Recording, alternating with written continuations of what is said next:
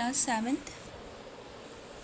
आज के वीडियो में हम लोग जो है चैप्टर 1 टू चैप्टर 5 के MCQs को डिस्कशन करेंगे। चैप्टर 1 टू चैप्टर 5 आप लोग पढ़ चुके हैं। Nutrition in plant, nutrition in animal, fibre to fabric, heat and then acid, bases and salts. तो इन 5 चैप्टर के ही MCQ जो है किस तरीके से पूछे जाते हैं NCERT, CBSE, KVS, NVS के द्वारा, उन्हें हम डिस्कस करेंगे।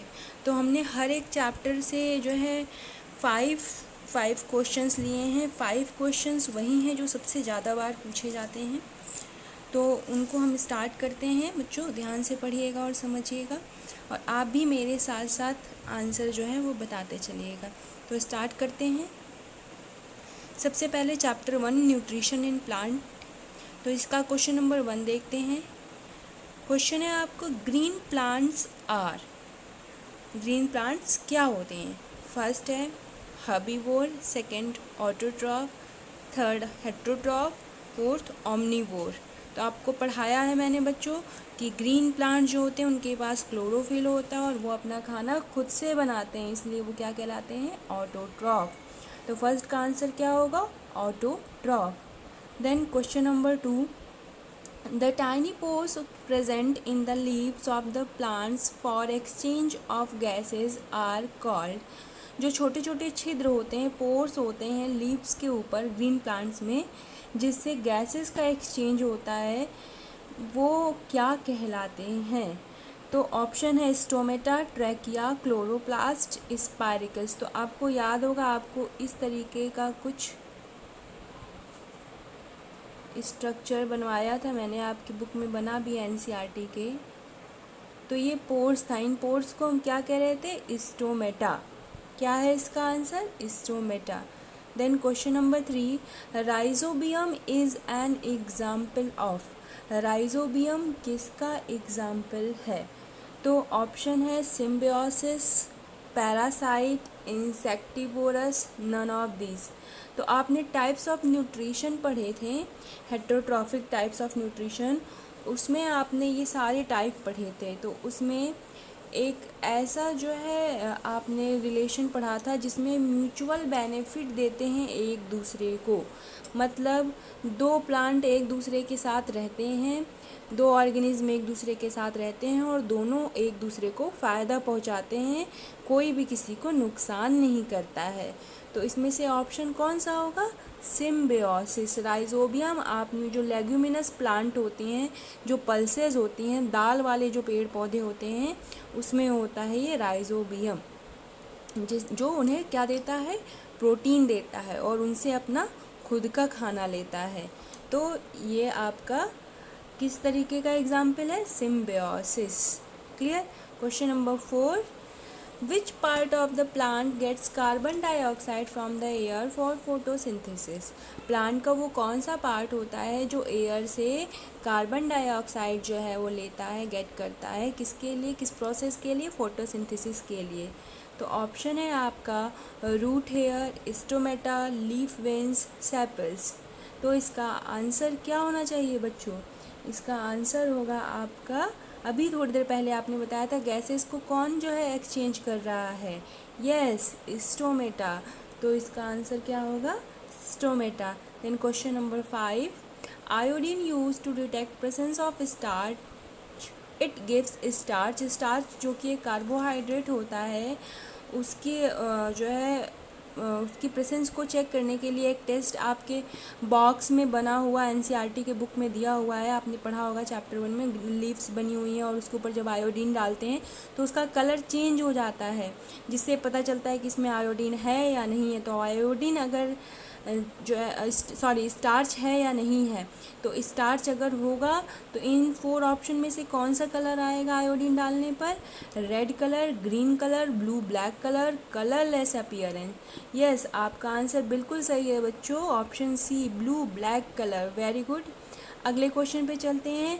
अब ये 5 क्वेश्चन आपके चैप्टर 1 के हो गए। चैप्टर 2 देखते हैं, न्यूट्रिशन इन एनिमल्स। तो उसका question number 1, the pointed teeth in the buccal cavity are called। जो नुकीली से दांत होते हैं हमारे बकल कैविटी में, उन्हें क्या कहते हैं? अब बोला पॉइंटेड, मतलब नुकीले, जिनसे चीर फाड़ का काम करते हैं।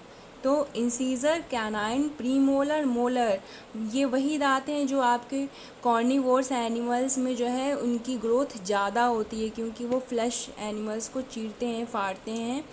तो कौन से होंगे? Yes, B option, canine. Very good बच्चों। क्वेश्चन नंबर 2 पर चलते हैं। Bile juice is stored in, bile juice कहाँ पर स्टोर्ड होता है? जल्दी जल्दी आंसर बताइए आप लोग। First liver, second pancreas, third gall bladder, fourth stomach.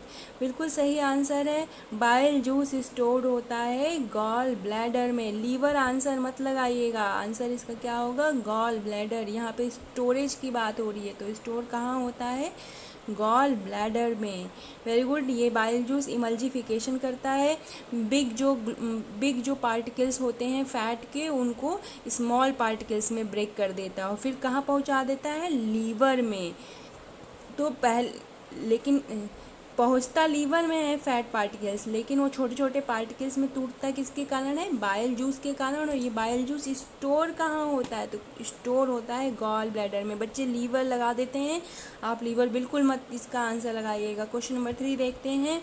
The inner walls of the small intestine have millions of small fingers like projection called. बहुत छोटे छोटे छोटे छोटे फिंगर्स की तरह दिखने वाले मिलियंस में, आपके इस तरीके से मिलियंस में जो है फिंगर लाइक प्रोजेक्शन उभरे हुए रहते हैं हमारे स्मॉल इंटेस्टाइन में। उन्हें हम क्या कहते हैं? ये आपने पढ़ा है। ये रेट ऑफ एब्जॉर्प्शन को बढ़ाते हैं, सरफेस एरिया बढ़ाते हैं एब्जॉर्प्शन का। क्या होगा? एविलाई, ट्रैकिया, अपेंडिक्स, इसोफेगस। एकदम करेक्ट आंसर आप लोगों ने बताया है, excellent. Villi is the correct answer. Question number 4 देखते हैं। विच of the following is a ruminant, इनमें से कौन सा रूमिनेंट है? रूमिनेंट्स वो होते हैं जो एक बार खाना पूरा पूरा समूचा निगल लेते हैं एंड देन थोड़ा थोड़ा खाना ला करके अपने रूमेन में, स्टमक के पास ही एक पार्ट होता है रूमेन, जो कि इन सिर्फ रूमिनेंट्स में ही पाया जाता है। रूमेन, वहाँ पे थोड़ा थोड़ा पार्ट लाते हैं और उसको वापस से डाइजेस्ट करते हैं, एब्जॉर्ब करते हैं। तो ऑप्शन है buffalo, camel, goat, all of these. Very good बच्चों। जितने भी हर्बीवोर्स होते हैं जो ग्रीन लीव्स खाते हैं, ग्रीन वेजिटेबल्स खाते हैं, वो भी कैसा? रॉ फॉर्म में, उसको पका करके नहीं, कच्चा खाते हैं, वो सभी क्या होते हैं? रूमिनेंट्स होते हैं। उनके डाइजेस्टिव सिस्टम में रूमेन नाम का एक पार्ट होता है, एक ऑर्गन होता है। तो यहाँ पर इसका आंसर होगा ऑल ऑफ दीज, क्योंकि ये सभी हर्बीवोर हैं, ये सभी रॉ जो है ग्रीन प्लांट्स एंड वेजिटेबल्स खाते हैं। ओके, नेक्स्ट क्वेश्चन पे चलते हैं। Question number 5, which of the following is not a part of nutrition, इसमें से न्यूट्रिशन का पार्ट कौन सा नहीं है? तो ऑप्शन है डाइजेशन, एब्जॉर्प्शन, एसिमिलेशन, एक्सक्रीशन। एकदम सही। एक्सक्रीशन जो है वो आपका क्रीशन एक खुद ही एक टाइप है, एक सिस्टम है। तो न्यूट्रिशन का पार्ट नहीं है, न्यूट्रिशन का पार्ट है डाइजेशन, एब्जॉर्प्शन और एसिमिलेशन। ओके, तो ये थे 5 क्वेश्चन न्यूट्रिशन इन एनिमल्स के। अब फाइबर टू फैब्रिक के 5 क्वेश्चंस देखते हैं। Question number 1, which of the following is not a vegetable fibre, इसमें से कौन सा वेजिटेबल फाइबर नहीं है? तो वेजिटेबल फाइबर का मतलब है प्लांट फाइबर। यहाँ पे वेजिटेबल की अगर बात करें तो प्लांट फाइबर। तो इसमें से प्लांट फाइबर कौन नहीं है? कौन नहीं है? तो फ्लैक्स भी प्लांट से मिलता है, हेम भी प्लांट से मिलता है, जूट भी प्लांट से मिलता है, पर सिल्क प्लांट से नहीं मिलता है। सिल्क किससे मिलता है? एनिमल से। तो इसका करेक्ट आंसर क्या होगा? Silk is not a vegetable fibre और not a plant fibre. Correct. Question number 2, vegetable fibres are made up of, vegetable fibre या फिर प्लांट फाइबर किसके बने होते हैं? ऑप्शन है सेलुलोज, प्रोटीन, नायलॉन, रेयॉन। बिल्कुल सही बच्चों, इसका आंसर है सेलुलोज। आपको मालूम है प्लांट फाइबर में सेलुलोज होता है। तो वेजिटेबल फाइबर कहें या plant fibre, both are same. इसका आंसर क्या होगा? Cellulose. Correct. Question number 3, animal fibres are made up of, अब जिस तरीके से प्लांट फाइबर या वेजिटेबल फाइबर को पूछा था वैसे ही पूछ रहे हैं एनिमल फाइबर किसके बने होते हैं। तो अगर हम खुद को ही देखें तो ऑप्शन दिया है सेलुलोज, प्रोटीन, नायलॉन, रेयॉन। तो इसमें से हम में क्या होगा? हम भी तो एनिमल के ही टाइप हैं, एनिमल किंगडम से ही आते हैं। तो सेलुलोज तो प्लांट में होता है, ये नहीं होगा। नायलॉन, रेयॉन तो जो होते हैं वो आर्टिफिशियल होते हैं, वो प्लांट और एनिमल के पार्ट ही नहीं है। तो बचा कौन? प्रोटीन। हमारे मसल्स में भी क्या होते हैं? प्रोटीन। और मसल भी तो एक फाइबर ही है। ओके, तो इसका आंसर क्या होगा? प्रोटीन। अगले क्वेश्चन पे जाते हैं, क्वेश्चन नंबर 4 बच्चों।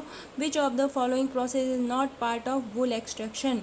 वुल को जो एक्सट्रैक्ट जब करते हैं उनको, तो इसमें से कौन सा उसका पार्ट नहीं है? ऑप्शन है शेयरिंग, स्कोरिंग, सॉर्टिंग, रीलिंग। तो इसका आंसर होगा बच्चों रीलिंग। रीलिंग तो जो है जब हम रील बनाते हैं उसको एक्सट्रैक्शन का, उसको एक्सट्रैक्ट करने का पार्ट नहीं है, ये तो लास्ट स्टेज है, एक्सट्रैक्शन के बाद की प्रोसेस है। तो रीलिंग जो है इसका आंसर होगा करेक्ट। अगले क्वेश्चन पे चलते हैं बच्चों, question number 5 which is the last question of this chapter. Removal of wool from a sheep is known as. जब हम जो भेड़ होती है, शीप होती है, उसके से जो है ऊन को निकालते हैं तो उस प्रोसेस को क्या कहते हैं? ऑप्शन है रियरिंग, सॉर्टिंग, शेयरिंग, स्कोरिंग। बिल्कुल सही, एकदम आपने स्टार्टिंग में पढ़ा था, removal of wool is called as shearing. Correct answer क्या होगा? शेयरिंग। ओके, वेरी गुड बच्चों। अगले क्वेश्चन पे चलते हैं, जो कि आपका अगला चैप्टर हीट एंड टेम्परेचर मतलब हीट चैप्टर से है। Question number 1, when matters get warmer the atoms and molecules in that matter. अब कहना चाह रहे हैं कि जब किसी भी सब्सटेंस को, किसी भी मैटर को, किसी भी ऑब्जेक्ट को गर्म करते हैं तो जो एटम और मॉलिक्यूल का मतलब उसके पार्टिकल्स, उसके पार्टिकल्स के साथ में क्या होगा जब हम गर्म करेंगे? आप लोगों को बताया था। तो ऑप्शन है स्टैंड स्टिल, वैसे के वैसे ही रहते हैं, मूव फास्टर, तेज़ी से भागने लगते हैं, मूव स्लोअर, धीरे धीरे चलते हैं, कान से बता नहीं सकते हैं। तो यस, जो पार्टिकल्स होते हैं गर्म करने पे बहुत तेज़ी से भागने लगते हैं, इनकी काइनेटिक एनर्जी जो होती है, मूवमेंट वाली एनर्जी, वो बढ़ जाती है। तो बी ऑप्शन होगा move faster. Question number 2, higher the temperature of the body is the kinetic energy of the molecule of that body. तो यही अभी थोड़ी देर पहले हमने डिस्कस किया है कि अगर किसी भी बॉडी का टेम्परेचर बढ़ा देते हैं, टेम्परेचर बढ़ाने का मतलब क्या है? उसे गर्म कर देते हैं, तो is the kinetic energy. Kinetic energy क्या होगी? काइनेटिक एनर्जी का मतलब होता है बच्चों मूवमेंट। कोई भी ऑब्जेक्ट मूव जिस एनर्जी के कारण करता है उसे क्या कहते हैं? Kinetic energy. हम लोग भी मूव अगर जिस एनर्जी की वजह से करते हैं वो एनर्जी कौन सी कहलाती है? Kinetic energy. तो अभी आपने पढ़ा था कि अगर हम वार्म कर दे रहे हैं मतलब टेम्परेचर बढ़ा दे रहे हैं, तो जो पार्टिकल्स होते हैं वो तेज़ी से मूव करने लगते हैं, मतलब काइनेटिक एनर्जी क्या हो जाती है? बढ़ जाती है, हायर। इसका आंसर क्या होगा? हायर। ओके, नेक्स्ट चलते हैं क्वेश्चन नंबर 3। क्वेश्चन नंबर 3 है बच्चों, stainless steel pans are usually provided with copper bottoms. जो स्टेनलेस स्टील होते हैं उनको कॉपर बॉटम क्यों दिया जाता है? उनके जो तले होते हैं जिसको हम रखते हैं चूल्हे पर, गैस पर, आग के सामने, वो कॉपर का ही क्यों बना होता है? इसका रीज़न क्या होता है? ऑप्शन है copper bottom makes the pan more durable. Copper bottom लगाने से ज़्यादा ड्यूरेबल होता है आपका स्टेनलेस स्टील। बी सच पैन्स अपीयर कलरफुल, इस तरीके के पैन जो है वो रंग बिरंगे दिखते हैं। सी है copper is a better conductor of heat than stainless steel. Copper जो है वो अच्छा कंडक्टर है हीट का स्टेनलेस स्टील से। और डी है copper is easier to clean than stainless steel. Copper को साफ़ करना आसान है स्टेनलेस स्टील से। तो आपने कंडक्टर एंड इंसुलेटर पढ़ा था, तो स्टेनलेस स्टील से कॉपर क्या होता है? एक बेटर, अच्छा कंडक्टर होता है, इसलिए इसका आंसर क्या होगा? Option C, conductor and insulator आपको पढ़ाया था मैंने। तो सी इसका आंसर होगा। डी सी आंसर होगा। Question number 4, unit of heat energy. Heat energy जो होती है जिससे हमें गर्मी मिलती है, वार्मनेस मिलती है, उस एनर्जी की यूनिट क्या होती है? करेक्ट बच्चों, हीट एनर्जी की जो यूनिट होती है वो होती है आपकी जूल। क्या होती है? जूल। याद रहेगा, हीट एनर्जी की जो यूनिट होती है वो होती है joule. Question number 5, 1 litre of water at 30 degree Celsius is mixed with 1 litre of water at 50 degree Celsius. The temperature of the mixture will be. 1 litre हम पानी लेते हैं जिसका टेम्परेचर 30 डिग्री सेल्सियस है, और 1 लीटर और पानी लेते हैं जिसका टेम्परेचर 50 डिग्री सेल्सियस है। दोनों को आपस में मिला देते हैं तो जो मिक्सचर होगा उसका टेम्परेचर क्या होगा? ऑप्शन है 80 डिग्री सेल्सियस, बी है मोर देन 50 डिग्री सेल्सियस से ज़्यादा लेकिन 80 डिग्री सेल्सियस से कम, सी है 20 डिग्री सेल्सियस, और डी है 30 डिग्री सेल्सियस और 50 डिग्री सेल्सियस के बीच में। तो एक लीटर पानी 30 डिग्री सेल्सियस का था, 1 लीटर पानी 50 डिग्री सेल्सियस का था। तो टेम्परेचर क्या होगा? दोनों जब मिक्सचर जो हम ले लेंगे दोनों को मिला लेंगे तो टेम्परेचर दोनों के बीच का होगा, between 30 degree Celsius and 50 degree Celsius. Okay, अब last chapter acid basis and salts जो अभी तक पढ़ा है हमने, उसका है चैप्टर 5, उसका क्वेश्चन नंबर 1 डिस्कस करते हैं। The word acid comes from the Latin word easier which means, आपको सबसे स्टार्टिंग में जब एसिड बेस पढ़ाया था तो ये चीज़ बताई थी कि जो एसियर लैटिन वर्ड है एसिड का, वो आया है, वो कहाँ से आया है, तो इसका आपको ऑप्शन क्या है, sweet, salty, sour, neutral. Yes, इसका आंसर होगा सॉर, मतलब खट्टा। Okay, question number 2, which of the following is use in match industry. Match industry में इनमें से कौन सा यूज होता है, sodium chloride, sodium bicarbonate, sodium carbonate, potassium chlorate. बिल्कुल सही है बच्चों, इसका आंसर तैयार कर लीजिए। आप लोगों को अगर जिन्हें नहीं आता, थोड़ा आपके लिए टफ हो गया होगा, इसका आंसर होगा पोटेशियम क्लोरेट। जल्दी जल्दी क्वेश्चन नंबर 3 भी देख लेते हैं। Acid turns blue litmus to, आपको बताया था जैसे चींटी काटती है तो वो अपना एसिड डाल दे देती है, तो हमारे मसल्स, हमारा स्किन का कलर कैसा हो जाता है, रेड। तो इसी से हम याद कर लेंगे कि ब्लू किस में कन्वर्ट करती है, रेड में, तो ऑप्शन सी होगा red. Question number 4, substances which are bitter in taste feel soapy on touching are known as, तो आप लोगों को बताया था B for bitter and B for base, और सोप जैसा टच देते हैं वो क्या होंगे, आपके बेसेस। Last question, question number 5, special type of substances use to test whether substance is acidic basic are known as. Special type के सब्सटेंस यूज किए जाते हैं ये टेस्ट करने के लिए कि कोई भी सब्सटेंस एसिड है या बेस है, तो जो टेस्ट करने के लिए यूज किए जाते हैं उन्हें हम क्या कहते हैं, इंडिकेटर कहते हैं, एसिड कहते हैं, बेसिस कहते हैं, सॉल्ट कहते हैं। तो हमें तो टेस्ट करना ही है एसिड, बेसिस एंड सॉल्ट को। ऑप्शन क्या होगा, ए, इंडिकेटर। तो बच्चों ये थे चैप्टर 5 तक के MCQ। आशा है कि आप लोगों को ये बहुत अच्छे से समझ में आया होगा। अब हम अगले चैप्टर को पढ़ेंगे अगले वीडियो में। आज के लिए इतना ही, थैंक यू।